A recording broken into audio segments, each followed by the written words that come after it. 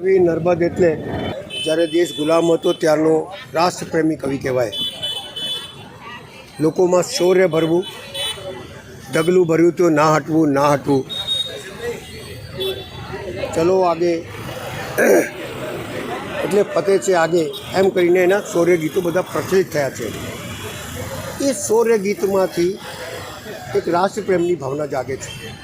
અને રાષ્ટ્રપ્રેમ એટલે એને કહેવાય કે એ જમાનાની અંદર જ્યારે કોઈ બોલતું નહોતું ત્યારે કવિ બનીને, ગદ્ય બનીને બધા અનેક એના જે વિચારો હતા એ મૂકીને અંગ્રેજોની સાથે બાત ભીડવી, લોકોને જાગૃત કરવા, શૌર્ય ગીતથી લોકોના મનની અંદર લડવાની તાકાત આવે, રાષ્ટ્રીય ભાષા એક હિન્દી હોવી જોઈએ એ કહેનારો પહેલો વ્યક્તિ હતો.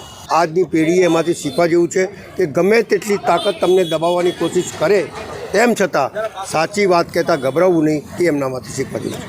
જય જય ગરવી ગુજરાતના રચયિતા, આપણા ગુજરાતના પનોતા પુત્ર એવા વીર કવિ નર્મદ, એમના સમયમાં એમણે વીર રસ ઉપર ઘણી બધી કવિતાઓ લખી અને સમાજ સુધારક તરીકે એમનું નામ થયું. જનજાગૃતિ અને હિન્દીને રાષ્ટ્રભાષા બનાવવા માટેનું અભિયાન એમણે સૌપ્રથમ ઉપાડ્યું.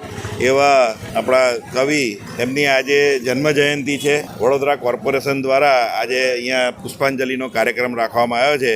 એમના ચરણોમાં સત નમન કરું છું.